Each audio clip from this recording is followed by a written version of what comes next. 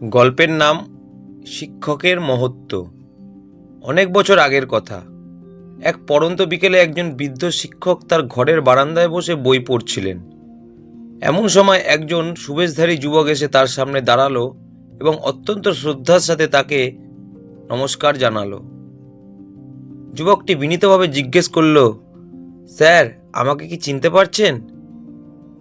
বৃদ্ধ শিক্ষকটি চশমাটি নাকের ডগায় নামিয়ে যুবকটির দিকে ভালো করে তাকালেন। তারপর মাথা নেড়ে বললেন, না বাবা, ঠিক মনে করতে পারছি না। তুমি কে? যুবকটি মৃদু হেসে বলল, স্যার, আমি আপনার অনেক পুরনো একজন ছাত্র ছিলাম।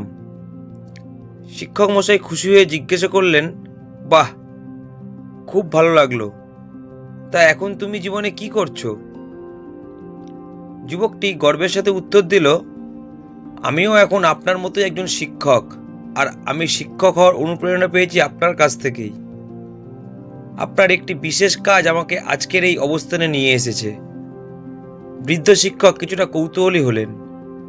তিনি জানতে চাইলেন, এমন কি করেছিলাম আমি যার জন্য তুমি এই পেশায় এলে?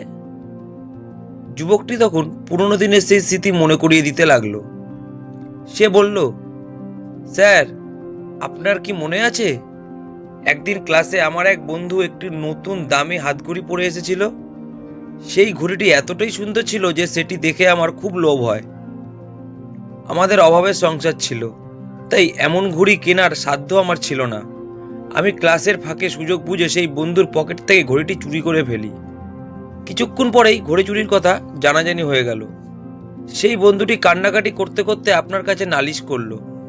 আপনি তখন শান্তভাবে ক্লাসে ঢুকলেন এবং সবাইকে উদ্দেশ্য করে বললেন, আজ এই ক্লাসের একজনের ঘড়ি চুরি হয়েছে। যে ঘড়িটি নিয়েছে, দয়া করে সেটি এখনই ফেরত দিয়ে দাও। কিন্তু আমি ভয়ে এবং লজ্জায় ঘড়িটি বের করতে পারলাম না। তখন আপনি একটি অসাধারণ সিদ্ধান্ত নিলেন। আপনি ক্লাসের দরজা বন্ধ করে দিলেন এবং সবাইকে বেঞ্চ ছেড়ে মেঝেতে দাঁড়াতে বললেন।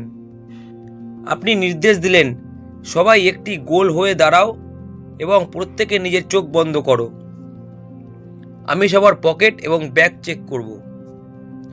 যতক্ষণ না আমি বলবো, কেউ চোখ খুলবে না। আমি তখন ভয়ে কাঁপছিলাম। চোখ বন্ধ করে দাঁড়িয়ে ভাবছিলাম, আপনি যখন আমার পকেটে ঘড়িটি পাবেন, তখন সবার সামনে আমার মাথা হেঁট হয়ে যাবে। সবাই আমাকে চোর বলবে। আমাকে স্কুল থেকে বের করে দেয়া হবে। আপনি এক এক করে সবার পকেট চেক করতে লাগলেন। অবশেষে আপনি যখন আমার কাছে এলেন এবং আমার পকেট থেকে ঘড়িটি বের করলেন, তখন আমার হার্টবিট যেন বন্ধ হয়ে যাচ্ছিল। কিন্তু আশ্চর্যের বিষয়, ঘড়িটি পাওয়ার পরেও আপনি কিছুই বললেন না। আপনি বাকি সব ছাত্রদের পকেটও চেক করলেন। সবশেষে আপনি ঘোষণা করলেন, সবাই চোখ খোলো, ঘড়ি পাওয়া গেছে। বন্ধুটি তার প্রিয় ঘড়ি ফিরে পেয়ে খুব খুশি হলো। সে জানতে চেয়েছিল ঘড়িটি কার কাছে পাওয়া গেছে, কিন্তু আপনি দৃঢ় কণ্ঠে বললেন, ঘড়িটি কার কাছে পাওয়া গেছে সেটি বড় কথা নয়, বড় কথা হলো সেটা উদ্ধার হয়েছে। যুবকটি আবেগপ্রবণ হয়ে বলল, স্যার, সেদিন আপনি চাইলে সবার সামনে আমাকে অপমান করতে পারতেন, কিন্তু আপনি তা না করে আমার সম্মান রক্ষা করেছিলেন। সেদিন থেকেই আমি প্রতিজ্ঞা করেছিলাম, আমি আপনার মতো একজন আদর্শ মানুষ এবং শিক্ষক হব। আপনি সেদিন যে উদারতা দেখিয়েছিলেন, তার জন্যই আমি আজ এখানে। বৃদ্ধ শিক্ষকের চোখে জল চলে এলো। তিনি যুবকটির হাত ধরে বললেন, বাবা, ঘটনাটি আমারও মনে আছে, কিন্তু একটা সত্যি কথা বলি, ঘড়িটি কার পকেটে পাওয়া গিয়েছিল সেটা আমিও জানতাম না।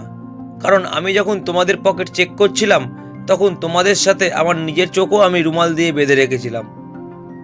যুবকটি অবাক হয়ে তাকিয়ে রইল। শিক্ষক মশাই মৃদু হেসে বললেন, কোনো শিক্ষক কি তার ছাত্রকে চোর হিসেবে দেখতে পারে? আমি চেয়েছিলাম ঘড়িটি উদ্ধার হোক, কিন্তু আমি চাইনি আমার কোনো ছাত্রের প্রতি আমার মনে আজীবনের জন্য ঘৃণা বা কুধারণা তৈরি হোক। আমি চেয়েছিলাম তোমরা সবাই যেন বীরের মতো মাথা উঁচু করে বড় হতে পারো। শিক্ষকের এই মহানুভবতা দেখে প্রাক্তন ছাত্রটি তার প্রিয় শিক্ষকের পা ছুঁয়ে প্রণাম করল। এই গল্প থেকে আমরা যে শিক্ষাটা পাই সেটি হলো, কাউকে লজ্জিত বা অপমানিত না করেও তাকে সংশোধন করা সম্ভব।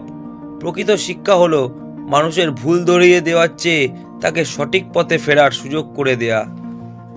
গল্পটি ভালো লাগলে লাইক করবেন, চ্যানেলটিকে সাবস্ক্রাইব করবেন এবং গল্পটি শেয়ার করে পাশে থাকবেন।